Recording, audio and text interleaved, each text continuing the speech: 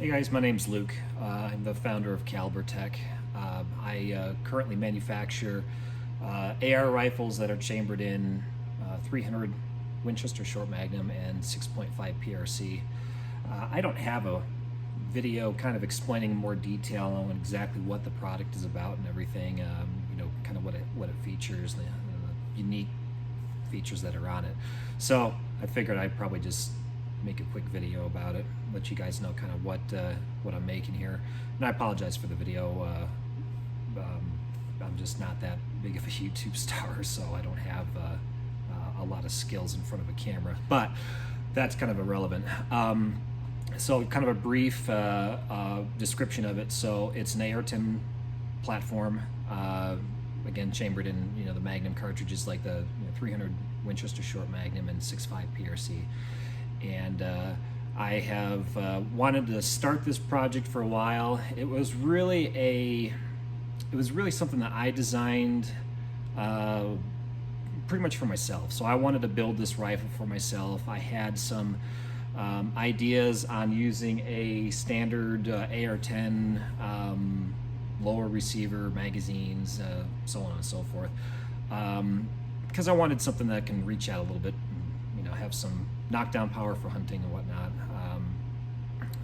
The options that they had, I wasn't really happy with. I came close to actually buying some parts and actually doing it, but I got kind of glad I didn't, because I came up with this project. So it's been time consuming coming up with something like this, but it has been it's been a lot of fun. I've enjoyed sitting down and designing it, making prototypes, and taking it out and doing some shooting, making sure it works and everything. So yeah, with that, I'll turn the camera around and we'll kind of go over what I've got here.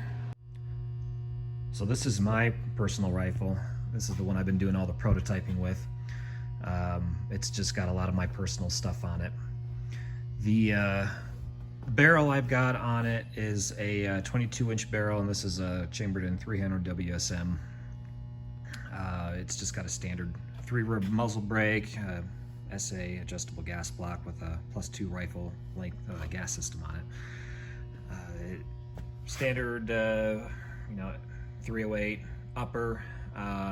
This one is I think this one's a low rail. Then of course the Magpul furniture and everything. The lower receiver is one of the things that kind of sets this apart from a standard AR. So as you can kind of see, it looks a little bit different. In fact, I've got this one right here. So this is the Air Precision 308 lower.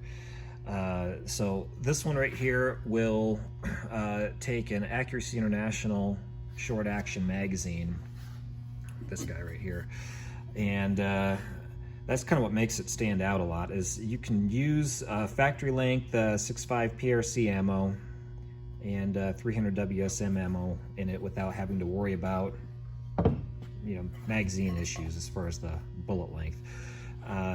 This is a factory Hornady. I think this is what, a 147 grain bullet, and you can see there's even some extra room up front there.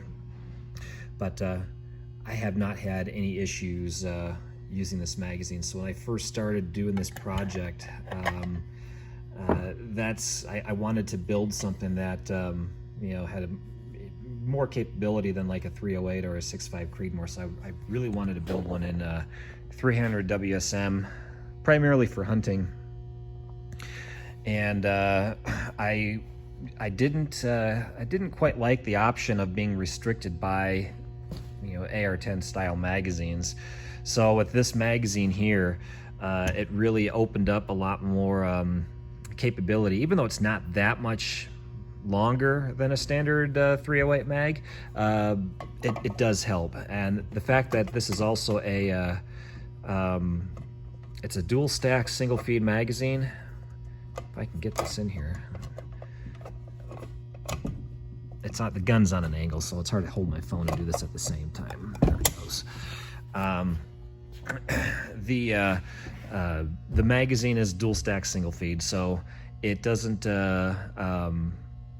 stack on the top. It's just single feed on the top, which really helps with making it cycle reliably. This magazine is the original one that I started the project with, so it's got hundreds of rounds through it, through me just doing some testing with it. So it's it's held up pretty good. I mean, it's got the lips are still in really good shape and everything on it. It does have, maybe you can see it there on the back end of it, it does have a little bit of rubbing, and that is just from just developing it. You know, I had gone through, I've made a couple, I think I've made 4 prototype receivers. So basically, one of the things I had to figure out with this is how high the magazine was sitting inside of the receiver. Obviously, the higher it is, the more center line the bullet is going to sit in relation to the axis of the bore. So you have a lot less chance of it jamming when it's cycling. That's kind of how those got there. So one of the prototypes, it was sitting a little too high, so the bolt carrier would come up and it would hit the top of the lips there. But after making a few different prototypes and everything, I've corrected that. I kind of found exactly where it needs to sit, which is kind of nice. So it does have a lot better, it does cycle without having to worry about hitting the magazine. And I have a 3-round version of this too that I've used. I kind of take that for hunting, just so I don't have to carry as much. But that does. I've got probably about 100 rounds of through those two, and or for that magazine, and there's no wear on that either. So yeah, since day one, the magazine has been flawless. It functions just perfectly fine.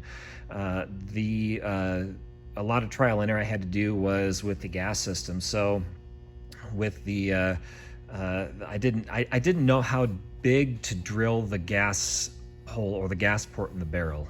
So I just used the standard dimensions when I was ordering my first couple of barrels, and obviously it was too much. The gas was just too much. I figured maybe a adjustable gas block, the +2 gas system, maybe a heavier weighted spring and heavier buffer.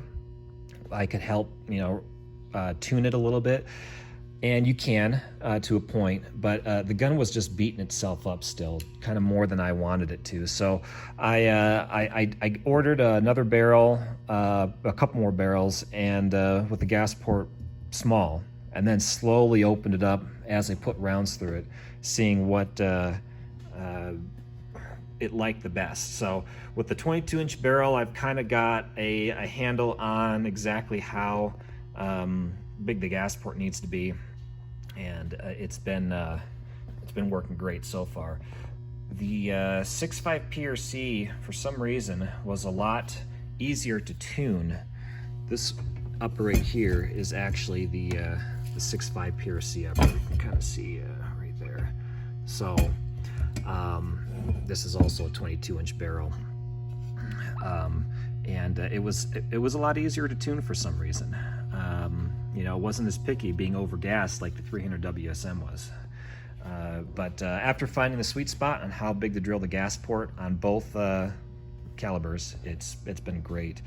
The upper receivers, I think what I'm going to do for future builds for customers is I'm going to have the Aero Precision upper receivers.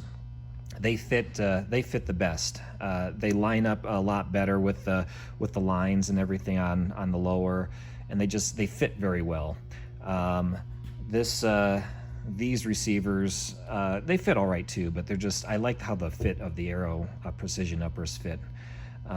So right now I make the lower receivers in-house, I make the mag release in-house, and then the bolt stop.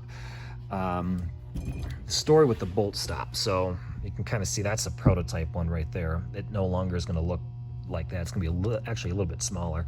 So with the nature of this magazine, there's really no way to have a bolt hole open on empty with this magazine. I've tried making it to where you could, maybe there's a little arm that sticks down right here, and it was inconsistent. You know, like the first little bit it would work, and then it would start to just, and then it wouldn't work with the 6.5 PRC, and it was finicky, more finicky than I wanted. Main reason why I still have this on here is so if you're at the range, you know, and you have to have your the bolt open. I wanted to have some way of manually holding the bolt open. So that's kind of why, that's what this is. It's just a manual actuated bolt stop. So you can put your loaded magazine in and then release the bolt, and it will chamber the round. So that's why I have that in there. But yeah, so I have, let's see here, we've got some receivers for customers and all that. This is actually this upper right here is my very first prototype barrel that I had, and that's the Aero Precision, and it's just worked. It just fits, I think, a lot easier than the other ones that I've used. So the other thing that kind of makes it unique too is obviously the bolt's going to be different. Bolt face is going to be open so it can accept the larger rim diameters. This one's got dual plungers on it and then a modified extractor, so it kind of cups the rim of the bullet a little bit better than a standard extractor would. Never had any issues with the bolt. It's always extracted everything just fine. It's not had any issues with that. The bolt carrier is slightly modified. That's why when you know, when the customer gets just a lower receiver for a build, I highly recommend getting the bolt carrier with it. Number one, you get the bolt. Number two, you get this, and this is slightly modified. I'll actually kind of show you how. I had to narrow up the. Let's see if I can get this on camera. I had to narrow up the channel on this, the bottom part of the. Right here, I had to narrow that up, but you can kind of see the marks right there from machining it. Just had to trim it down just a little bit because it's got to fit between the mag lips here. So when it's cycling back and forth, it kind of fits down right here. This is kind of a crude way of doing it, but you can kind of see it just fits down in there. Now, obviously, it doesn't fit all the way down, but just it kind of rides kind of like this. So that's what makes the bolt carrier special. Again, not a hard thing to do with the proper equipment, but it does make it so the magazine can ride higher into the receiver and align the cartridge up with the center line of the bore easier, which makes it so you don't really get any issues with the magazine feeding in properly. Like I said, that's the original magazine I started the whole project with, and it's still going strong. So it's a very robust magazine, and it has fed flawlessly. I don't think I've had a single problem with it. Obviously, I've had problems with it being over and under gassed while I was doing all my research and stuff on it. But as far as like the magazine, I've never had a single problem with the magazine functioning like it should. So, but that's kind of it in a nutshell.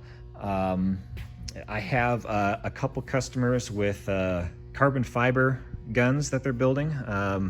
So I've got two of them that I'm going to be making, and I'm actually kind of looking forward to seeing those put together, kind of seeing how much those are going to weigh, because they're going to have obviously they got the carbon fiber barrel, carbon fiber handguard, pistol grip, and then buttstock. So it's going to be kind of neat to see that all put together.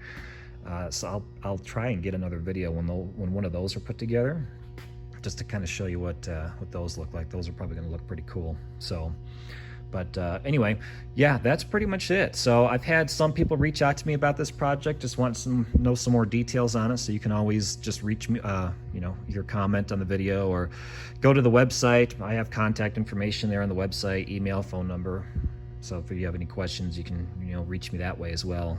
Facebook page is another way of reaching me. So, but yeah, more people are starting to get interested in this, which is kind of nice. This is a fun. This has definitely been a fun project. So hope to continue building on it for sure. I do plan on getting some larger equipment soon, so I can at least start making receiver sets in-house, so upper and lower together. The Arrow Precision one, like I said, fits really well, but I would like to have the opportunity to just make everything in-house eventually, but baby steps. CNC equipment is incredibly expensive, especially those of you who are in the industry. So just one of these days, hopefully by either mid-spring, beginning of summer, I'll have I'll be closer to getting a larger machine so I can start doing that. But yeah, if you guys have any questions, feel free to reach out.